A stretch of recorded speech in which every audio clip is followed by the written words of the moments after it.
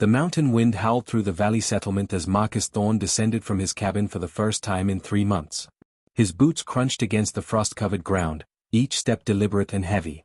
The townspeople whispered as he passed, mothers pulling their daughters close, men nodding with cautious respect. Marcus was a legend in these parts, a man who had carved out an existence in the harshest terrain imaginable, asking nothing from anyone. But today, something had changed. Today, Marcus had come down from his mountain for a reason that surprised even himself. The bride auction was held in the town square, a desperate tradition born from desperate times.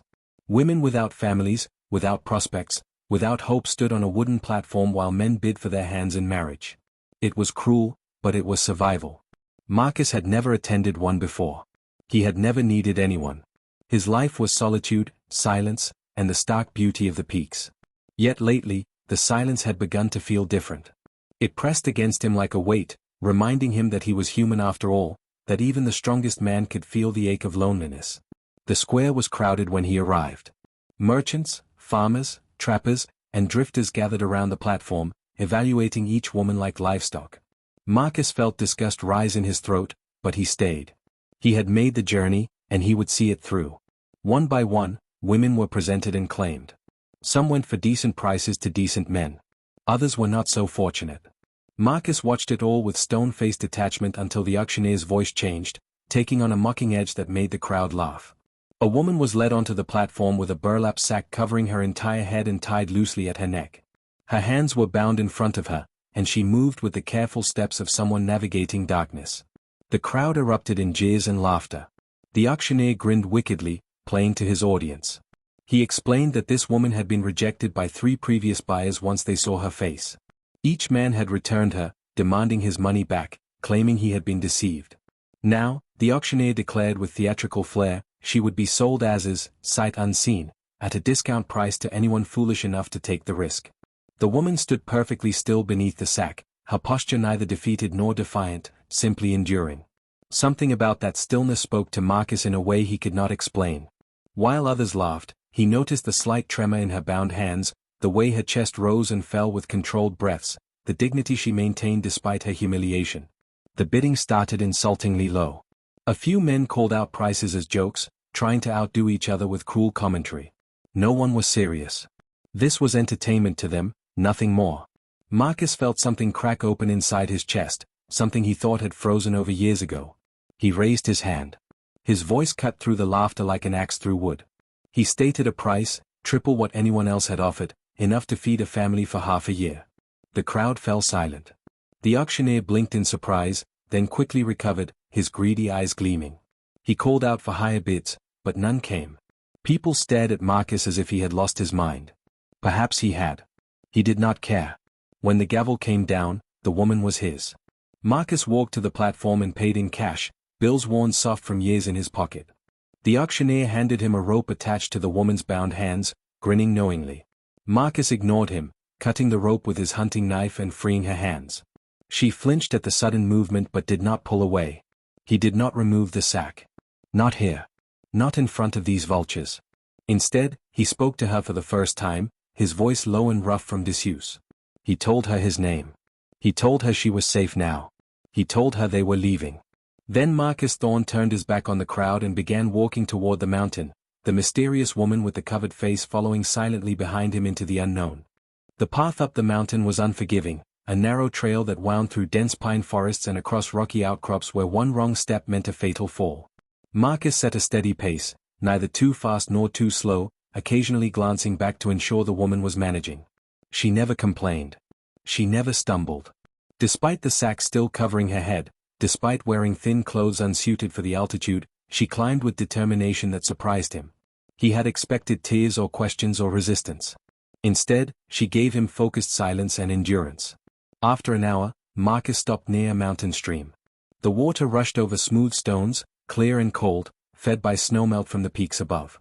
He knelt and filled his canteen, then turned to the woman. She stood several feet away, her head tilted slightly as if listening to the water's voice. Marcus approached her slowly, the way he might approach a wounded animal, careful not to startle. He spoke quietly, telling her they would rest here, that she could drink if she was thirsty. She nodded once, a small movement beneath the burlap. Marcus reached toward the sack, his fingers touching the rough fabric at her neck. She went rigid, her breath catching audibly. He froze, his hand hovering there, waiting. After a long moment, she gave the smallest nod of permission. He untied the cord slowly, gently, then pulled the sack away. What he saw made him forget how to breathe. The woman before him was not disfigured or diseased or any of the horrible things the auction suggested. She was extraordinary. But it was not beauty that struck him frozen, though she possessed that in abundance. It was the scarring. Burns covered the left side of her face, neck, and what he could see of her shoulder. The scars were old, well-healed, but extensive. They pulled at her skin in places, creating textures and patterns that told a story of terrible pain survived. Her left eye was surrounded by scar tissue, the eyelid slightly drooped but the eye itself clear and intelligent. Her hair, dark and thick, had been partially burned away on that side, growing back in uneven patches. The right side of her face was untouched, smooth and lovely, creating a jarring contrast that Marcus immediately understood would disturb small-minded people. She watched him with both eyes, one framed by scars, one not, waiting for his reaction with the weary patience of someone who had seen disgust too many times to hope for anything else. Marcus looked at her fully, letting his gaze travel over the burns without flinching, without pity, with only acknowledgement. Then he did something that clearly shocked her. He smiled, a small, genuine expression that softened his rough features. He told her his mother had scars too, from a cabin fire when he was young. He told her scars meant survival, and survival meant strength, and strength was the only thing that mattered on a mountain. The woman's eyes filled with tears that she blinked back fiercely. She opened her mouth as if to speak, then closed it again, struggling. When words finally came, they were hoarse and halting, her voice damaged like her skin. She told him her name was Elena. She thanked him for his kindness, for not looking at her with horror. Marcus shook his head, dismissing her gratitude. There was nothing to thank him for. He handed her the canteen and a piece of dried meat from his pack, then turned away to give her privacy while she ate and drank. As they resumed climbing, Marcus found himself stealing glances at Elena. In profile, when the unmarred side of her face was visible, she looked like she belonged in one of those paintings rich people hung in their homes. But it was when she turned fully toward him, scars and all, that he found her most compelling. There was a story written on her skin, a testament to pain endured and overcome. He wanted to know that story. He wanted to understand what had forged the quiet strength he sensed beneath her fragile exterior. The sun was setting when they finally reached his cabin, a solid structure built with his own hands from timber he had felled and stone he had hauled. It sat in a clearing with a view of the valley below, smoke rising from the chimney where he had left a fire banked that morning. Elena stopped at the edge of the clearing, taking in the sight. Marcus watched her face, trying to gauge her reaction. She looked at the cabin for a long time, then turned to him with an expression he could not quite read. She told him it was beautiful. She told him it looked like a place where a person could heal. Marcus felt something shift in his chest again, that same cracking sensation from the auction. He nodded toward the door and said simply that it was home now, for both of them, if she wanted it to be. Elena's scarred hand reached out and touched his arm, the lightest pressure, and she whispered one word that changed everything between them. Yes. The cabin's interior was sparse but functional, built by a man who valued practicality over comfort. A stone fireplace dominated one wall, its fire casting dancing shadows across rough-hewn furniture and supplies stacked in careful order.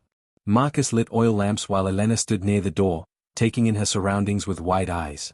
He showed her where things were kept, speaking in his economical way, pointing out the water barrel, the root cellar entrance, the shelf with medical supplies. She absorbed everything silently, committing it all to memory. Marcus had not considered the sleeping arrangements until that moment. He had one bed, handmade and covered with thick furs, positioned in the corner farthest from the door. He looked at it, then at Elena, then back at the bed, feeling suddenly awkward. He told her the bed was hers. He would sleep by the fire. Elena's expression shifted to something like alarm. She shook her head firmly, her damaged voice rising slightly as she insisted she could not take his bed, that she would sleep on the floor, that she did not expect anything from him. Marcus held up a hand, stopping her protests. He explained that he had purchased her freedom, not her servitude. This was not a real marriage unless she wanted it to be. She was not his property. She was a person who needed safety and shelter, and he could provide both without demanding anything in return. His words hung in the air between them, heavy with meaning. Elena stared at him as if he were speaking a foreign language, as if the concept of kindness without expectation was something she could not quite comprehend. Finally, they compromised. Marcus built up the fire and created a sleeping area for himself on the floor using extra furs and blankets. It was not uncomfortable. He had slept on worse during his years in the wilderness. Elena accepted the bed reluctantly, sitting on its edge like she was afraid it might disappear if she let herself believe it was real. Marcus busied himself preparing a simple meal, heating stew he had made days earlier, slicing bread from a loaf he had baked. The domestic actions felt strange with another person present, but not unpleasant. They ate in silence, but it was not an uncomfortable quiet. Elena's eyes kept returning to him, studying his face, his movements, as if trying to solve a puzzle. Marcus let her look. He understood the need to assess, to understand, to predict. Survival depended on reading people correctly. After they had eaten and cleaned up, Elena spoke, her voice rough but determined. She needed to tell him her story. She needed him to understand what he had taken responsibility for. Marcus settled by the fire and told her he was listening. Elena's story came out in fragments, painful pieces of a shattered past. She had been a school teacher in a small town, unmarried but content, living with her younger sister. A fire had started in the night, cause unknown, spreading faster than anyone could react. Elena had gone back into the burning building to save her sister. She found her, carried her out, but not before the ceiling collapsed, showering Elena with burning debris. Her sister survived without a scratch. Elena survived too, but transformed, marked forever by her choice to be brave. The town's gratitude had been short-lived. Once Elena's burns had healed enough for her to return to work, parents began removing their children from her classroom. They claimed she frightened the students, that her appearance was disturbing, that children should not have to look at something so unpleasant while learning. Elena lost her position. She lost her home when she could not pay rent. Her sister, the one she had saved, had married and moved away, too uncomfortable with Elena's appearance to maintain contact. Elena had found herself with nothing and no one, her sacrifice repaid with abandonment. The bride auction had been her last resort, a desperate attempt to secure any kind of future. The first buyer had taken one look beneath the sack and returned her within an hour, demanding his money back and calling her a monster. The second had tried to make the best of it but could not bring himself to touch her, his revulsion too obvious to hide. The third had been cruel, telling her in detail exactly how disgusting he found her before returning her. By the time Marcus had bid on her, Elena had stopped hoping for anything except perhaps a quick death in the mountains. Marcus listened to it all without interruption, his jaw tightening with anger at each betrayal, each cruelty. When Elena finished, tears streaming down both sides of her face, scarred and unscarred alike, Marcus moved closer. He did something he had not done in years. He reached out and took her damaged hand in his rough, calloused one. He told her that every single person who had rejected her was a fool. He told her that beauty had nothing to do with symmetry or perfection. He told her that the bravest person he had ever met was sitting in front of him, crying over people who were not worth her tears. Elena broke down completely then, sobbing with the kind of raw emotion that comes from years of holding everything inside. Marcus let her cry, maintaining that simple contact, hand in hand, offering the only comfort he knew how to give, his presence and his steadiness. Eventually, exhaustion claimed her. Marcus helped her to the bed, covered her with furs, and returned to his spot by the fire. As he lay there staring at the ceiling beams, listening to Elena's breathing slow and deepen into sleep, Marcus realized something profound. He had climbed down from his mountain to find a wife. Instead, he had found something much more important. He had found a purpose beyond mere survival. He had found someone who needed exactly what he could offer, protection and acceptance, and who offered him something he had not known he needed in return. The chance to be more than just a man surviving alone. The chance to be someone's safe harbor in a cruel world. Morning arrived with pale sunlight filtering through the cabin windows and the sound of wood smoke. Marcus woke to find Elena already up, tending the fire with careful, practiced movements. She startled when he sat up, then relaxed when she saw it was only him. She had braided her hair, the uneven lengths creating an asymmetrical pattern that somehow suited her. In the daylight, Marcus could see more details of her scarring, the way it extended down her neck and disappeared beneath her collar. He wondered how far the burns went but would never ask. That was her story to share if she chose. They fell into a cautious routine over the following days. Marcus taught Elena the rhythms of mountain life, showing her how to identify animal tracks in the snow, which plants were edible, how to predict weather changes by watching the sky and the way the wind moved through the trees. She absorbed every lesson with intense focus, asking questions in her damaged voice, pushing herself to learn and adapt. Marcus found himself impressed by her resilience, the way she never complained about the harsh conditions or the difficult work. Elena, in turn, brought unexpected changes to the cabin. She cleaned and organized with an efficiency Marcus had never achieved, finding better systems for storage, creating small comforts he had not known he was missing. She cooked meals that were more than just fuel, adding herbs she found growing wild around the clearing, turning simple ingredients into something worth savoring. She mended his clothes with neat stitches, repaired a chair that had wobbled for months, hung dried flowers from the ceiling beams that made the cabin smell like summer even as winter approached. But it was the small, unplanned moments that built the foundation of something deeper between them. Marcus cutting firewood while Elena watched from the doorway, calling out encouragement when he split a particularly stubborn log. Elena reading aloud from a book she found on his shelf, her rough voice making poetry sound like prayer. Both of them laughing when Marcus tried to show her how to throw a knife and she accidentally buried it in the cabin wall instead of the target. These moments accumulated like snowfall, quiet and persistent, gradually transforming the landscape of their relationship. 3 weeks after bringing Elena to the mountain, Marcus woke in the night to the sound of her screaming. He was on his feet instantly, knife in hand, scanning for threats. Elena thrashed in the bed, trapped in a nightmare, reliving the fire that had marked her. Marcus dropped the knife and went to her, calling her name, trying to pull her back from whatever hell her mind had created. Her eyes flew open, wild and unseeing, and she struck out in panic, her fist connecting with his jaw hard enough to snap his head sideways. The pain cleared his vision just as awareness returned to hers. Elena gasped, horror flooding her expression as she realized what she had done. She scrambled backward against the wall, apologizing frantically, her voice breaking. Marcus touched his jaw experimentally, tasting blood where his teeth had cut the inside of his cheek, then did something that shocked them both. He laughed, a genuine, rumbling sound that filled the cabin. He told her she had a good right hook and that he probably deserved it for startling her. He told her nightmares were nothing to apologize for and that his jaw was hard enough to take worse hits than that.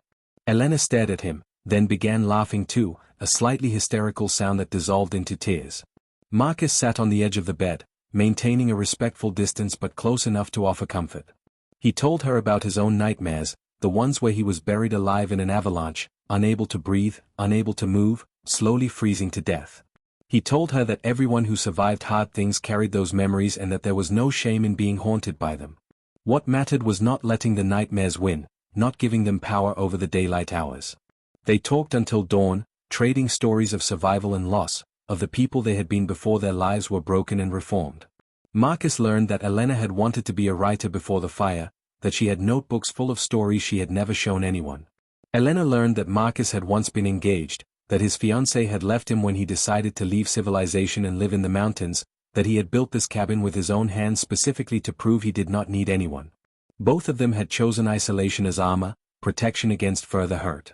Both of them were beginning to realize that armor could also be a prison.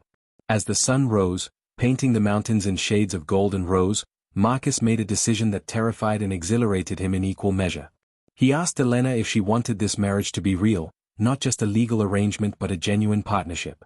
He told her he had no expectations, that she could take all the time she needed to decide, that he would respect whatever answer she gave. He told her that somewhere between the auction and this moment, he had stopped seeing her as an obligation and started seeing her as the first person in years who made him want to be more than just a man surviving alone on a mountain. Elena looked at him with those mismatched eyes, one surrounded by scars, one clear and bright, both filled with tears. She reached out with her scarred hand and touched his bruised jaw with infinite gentleness. She told him that she had been afraid of everything since the fire, afraid of pain and rejection and hope most of all. But here, with him, in this cabin perched on the edge of the world, she felt something she had thought was lost forever. She felt safe enough to hope again. She told him yes, but on one condition. He had to promise that if he ever stopped wanting her there, he would tell her honestly rather than letting her stay out of pity or obligation. Marcus took her damaged hand in his and swore an oath he intended to keep for the rest of his life. He promised truth always, in kindness and in hardness, no matter what came. Elena smiled then, scars and all, and Marcus thought he had never seen anything more beautiful in his entire life. Winter arrived in full force, transforming the mountain into a kingdom of ice and snow. The cabin became an island of warmth in a frozen sea, cut off from the valley below until spring thaw would make the trails passable again. For most people, such isolation would be a hardship. For Marcus and Elena, it became a gift, a cocoon where something fragile could grow strong without the world's interference. They learned each other in the small, crucial ways that define partnership. Marcus learned that Elena hummed while cooking, unconscious melodies that filled the cabin with music. Elena learned that Marcus talked to himself while working through problems, conducting elaborate arguments with invisible opponents. The physical distance they had maintained began to close naturally, without force or expectation. A hand steadying an elbow while navigating icy steps. Shoulders touching while sitting by the fire. Marcus teaching Elena to dance to music only they could hear, both of them laughing at their clumsiness, neither caring that there was no one to see or judge. Elena falling asleep reading and waking to find herself covered with an extra fur, Marcus back in his spot by the fire, pretending he had been asleep the whole time. Small intimacies that built toward something larger, something neither of them rushed despite both of them wanting. One night, during a blizzard that howled around the cabin like a living thing, Elena asked Marcus why he had really bid on her. Not the gentle reasons he had given before, but the truth underneath. Marcus stared into the fire for a long time, gathering words that did not come easily to him. Finally, he told her that when he saw her standing on that platform with the sack on her head, enduring humiliation with quiet dignity, he saw himself reflected in a way he had never expected.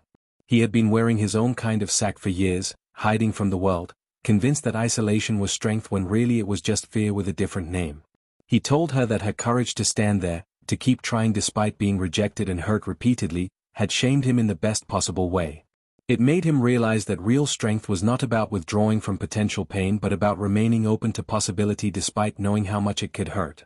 He had bid on her because in that moment, she represented everything he wanted to be and was too afraid to attempt. She had been rejected by everyone, and she was still standing. He had rejected everyone first, before they could reject him, and he was still empty. Elena listened with tears streaming down her face, understanding flowing between them in the firelight. She told him that she had thought she was buying survival when she went to that auction, but what she had actually found was permission to live again instead of just existing. She had thought her life ended with the fire, that everything after was just an epilogue to be endured. But here, with him, she felt like she was writing a new story entirely, one where scars were not endings but beginnings, proof that she was strong enough to survive whatever came next. Marcus moved closer, closing the distance between them with deliberate slowness, giving Elena every chance to retreat if she wanted. She did not retreat. Instead, she met him halfway, her scarred hand rising to touch his face the way his had touched hers that first night. She traced the rough line of his jaw, the weather-beaten texture of his skin, learning him through touch. Marcus cupped her face in both his hands, cradling the scarred side and the smooth side with equal reverence, showing her without words that he saw all of her and wanted all of her. Their first kiss was tentative, a question asked and answered. The second was certain, a promise made flesh. They came together with the slow inevitability of seasons changing, two solitary souls finding completion in union. That night, by the fire that had warmed Marcus through countless lonely winters, he and Elena became truly married in the way that mattered most, not through legal documents or religious ceremonies but through choice, through vulnerability, through the courage to let someone past all the defenses survival had demanded they build. Spring arrived eventually, as it always does, melting snow and opening paths. Travelers began moving through the mountains again, bringing news from the valley. Word had spread about the mountain man who bought the rejected bride. Some people whispered that he must be desperate or mad. Others told different stories, tales of a woman with burns on her face who was said to be teaching children to read in the valley settlement, not hiding her scars but wearing them openly, confidently, as if daring anyone to see them as limitations. They spoke of her husband, the legendary Marcus Thorne, who descended from his mountain now not as a hermit seeking provisions but as a man who had found something worth connecting to the world for. On a morning when the first wildflowers pushed through the thawing ground, Marcus and Elena stood outside their cabin, looking down at the valley bathed in spring light. Elena's scarred hand was intertwined with Marcus's rough one, their fingers locked together with the certainty of practice. She asked him if he regretted it, coming down from his mountain that day, bidding on a woman whose face he could not see. Marcus turned to her, this woman who had transformed his exile into a home, his survival into a life, his fear into love. He told her the truth, simple and absolute. He said that if he could go back to that day in the town square, knowing everything that would come after, he would bid higher just to make certain no one else had a chance. Elena laughed, the sound clear and bright, unashamed. She told him she would have followed him up this mountain regardless, sack on her head or not, because somehow she had known from the moment he cut the rope binding her hands that he was not buying a bride. He was offering freedom, the kind that has nothing to do with being alone and everything to do with being seen, fully and honestly, and accepted not despite the scars but including them. They had both been rejected by the world, marked as unsuitable, pushed to the margins. But here, on this mountain, in this life they had built together, they had found something the world could not offer. They had found home in each other. And that, Marcus thought as he pulled Elena close and kissed her beneath the vast mountain sky, was worth every moment of loneliness that had come before, because it had led him exactly where he needed to be. The end.